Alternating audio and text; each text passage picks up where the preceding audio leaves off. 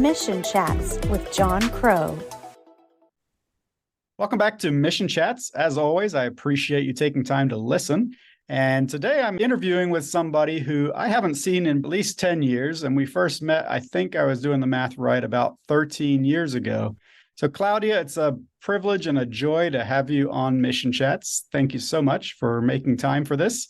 And as we start off, I would just love to hear your story, how you came to faith and how the Lord worked in your life to bring you into missions.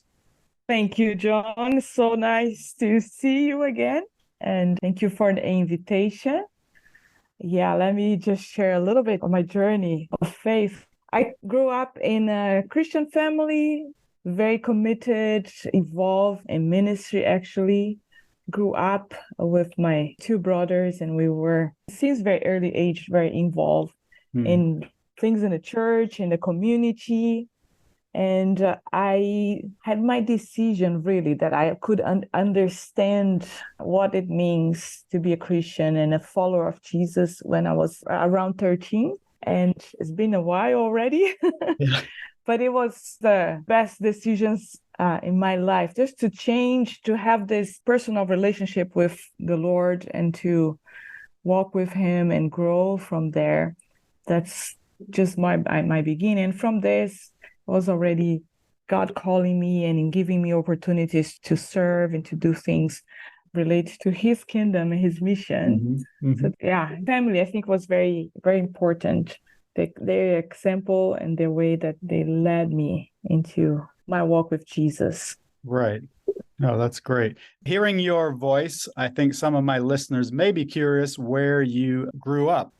Yes, I am from Brazil, so close to São Paulo, and grew up there until my 20s or late 20s, when then I left to serve on the mission field overseas. So I ended up in the Balkans, in Bosnia and Herzegovina for several years, and then work also in Europe with the organization that I'm still serving with. Wonderful. Yeah, we serve together. That organization is OM, or Operation Mobilization. And that's where we first met, when we were both participating in a leadership program that was offered. I think I met you, if I remember right, in Brazil at a meeting that was held there. So yeah, it's kind of fun to think back many years ago now, how that came to be. And I think at that time you were working in Bosnia. Can you tell me a little bit about that experience and your role during the time you were there?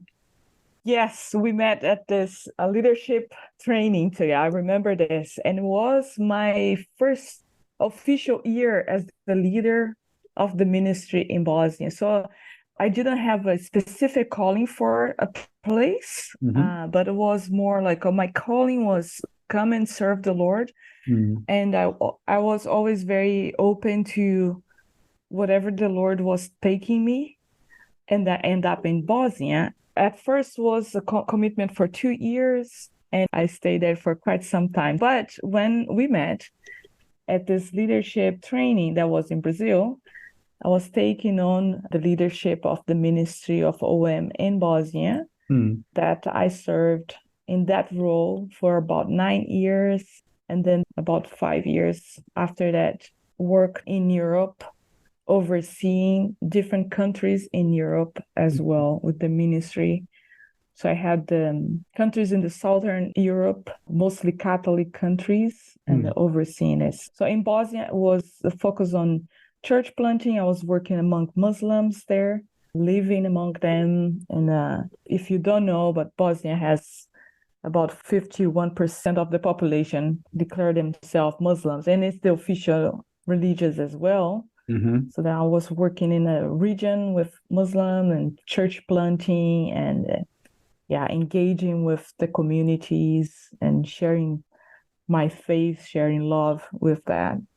Yeah, big part of my life is there. Yeah, for sure. Now, how big a team were you at that time? Around 10 people. So we grew to 15 until we even got to 30 people. At my time, we had teams in different cities around the country. Every team focused on church plant, but also connect with the small evangelical church that is in Bosnia, just looking into what the least reached areas in the country that we could focus more and help the local church to develop and to grow in those places. That's and right. you moved into leadership over a region of Europe, as you shared. And I guess in that sense, you were probably working more with leaders of the countries for that season.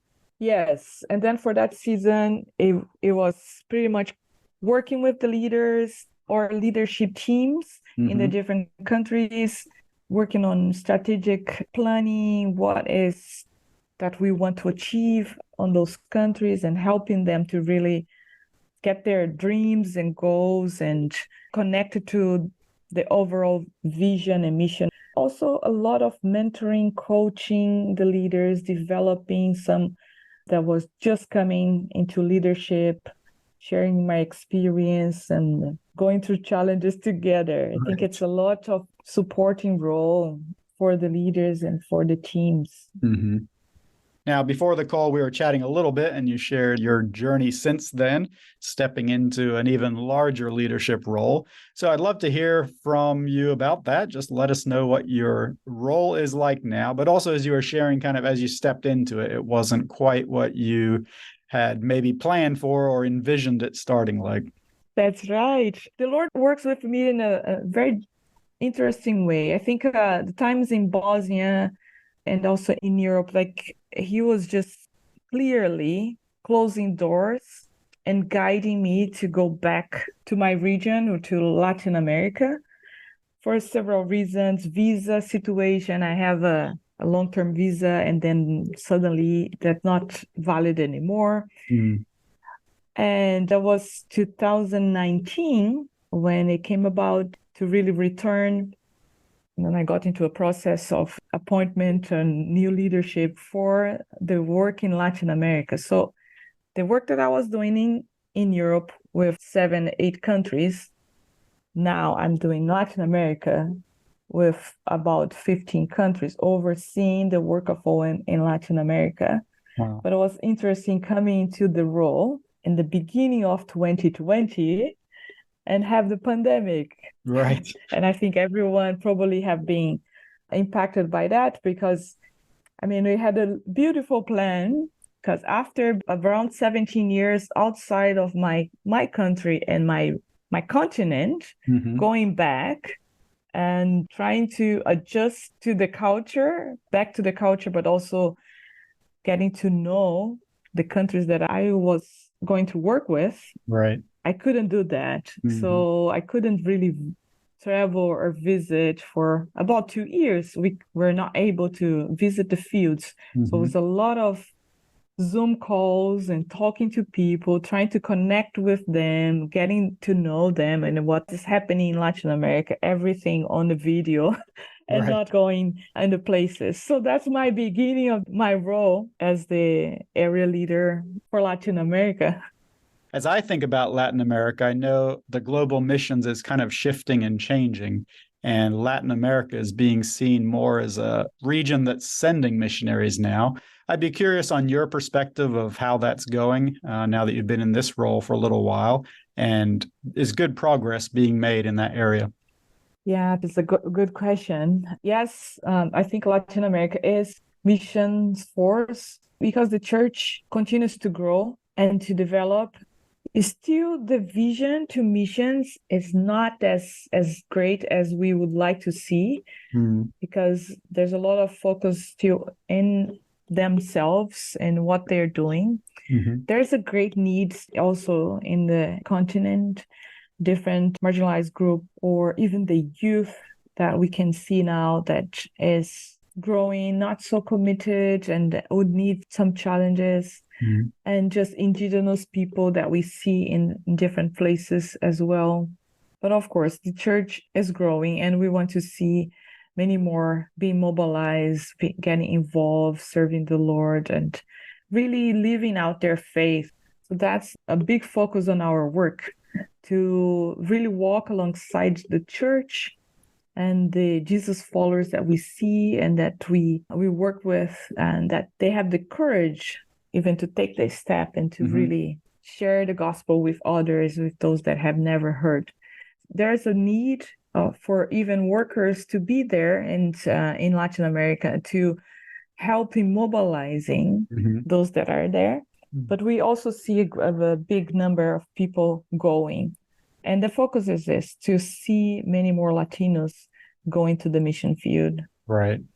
Well, that's beautiful and exciting, too, to think of how the world is changing, has changed with regards to where missionaries come from today. So that's interesting just to hear how it's going, as it were, from your perspective, having kind of the bigger view of the region.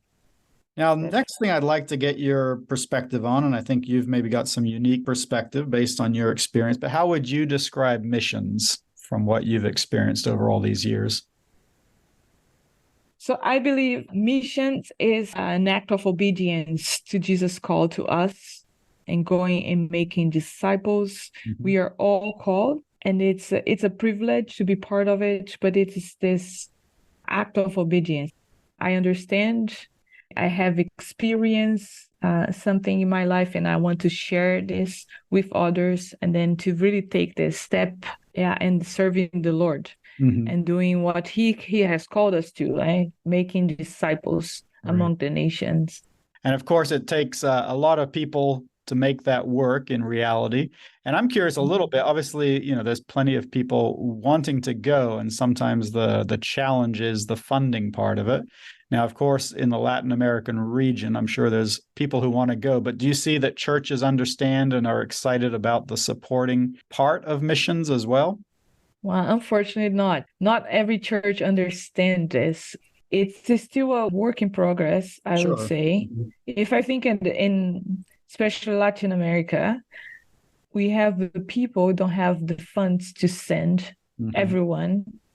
And that's something that the church still need to learn, that it's investment in the kingdom of God, but also it is investing in people that you are part of God is doing. And the act of generosity is still not there in many places, or it is very focused on their own local ministry. Like the church in Brazil or in Latin America, they do a lot, but it's just in the local context. Right. So to really see them going and investing and sending people, you need a lot of friends and talking to people and bring them together. It's not one church that sends you. Usually you have a whole team behind you, people that generously or sacrificially help you and invest in the kingdom. Yeah. And I think that's the same most parts of the world. It's going to be a whole team of people that make it possible for one missionary or one family to go and serve full time on the field. Now, something else that become more of an idea in missions is the idea of going and serving with a job to help cover some of those costs. And are you seeing that happening with missionaries from Latin America? And if so, is it working? Do you feel like it's a good model? Yeah, it is a good model. I think you have to be very intentional as well in sharing the gospel. Let me just share a little bit of my experience. So I've always wanted to go, not just as a religious work. So I have my university, I studied linguistics, teaching Portuguese in my own country. And I thought that God would never use that, of course. Like, how come I'm going to go somewhere else and God is going to give me the opportunity to teach Portuguese? Who wants to learn Portuguese anyway? But yes, I had that. That was my degree as a teacher, worked on a high school back in Brazil, then I worked for the government. So when I left, I was, okay, I'm not going to use this. Okay, this is not relevant anymore. But God really used that to open doors for me in the community. First was, okay, let's just do a language school. We can just teach different languages, idiomas here, and that we can do that. But later on, I was able to really teach Portuguese, for example, to the Soccer Federation of Bosnia and Herzegovina. Wow. And so all these soccer players going to the World Cup and they want to learn Portuguese. Right. And at the time, they really didn't want to learn Portuguese. They want to know more about Brazil. Sure. And I could even share about culture, but also about faith. And that helped me also financially, because it wasn't just a normal project that you do as a humanitarian project, but it was the job. But I had very clear that, of course, I wasn't there for that, but it gave me a key to be in contact with a group of people that normally I wouldn't have. Right. Yeah. So if you have a profession, it really opens up many doors. Yeah. And if you have, for example, a work somewhere, and that you apply for that job, but knowing that you are not there just to be a professional, but to be a Jesus witness in that place. I think that is working, and we see this, and that's in many places, that's how you're gonna stay on that place. Right. Yeah. So, and then it's very important to have that in mind, that God can really use your profession where you are. If you go full time in your profession, just be intentional. And okay, it's not just for a normal job, but it's God opened doors through that for you to minister to the community. Sure. No, that's great. It's great to hear an example, in your own experience, kind of that previous job and experience you had before getting into missions actually being something that you could use as a job, as you shared in missions later. It's great to see how God, has long-term plans, often things that we wouldn't expect or see. And yet, as we look back, we can see how he's used those kind of experiences for his kingdom purpose as well.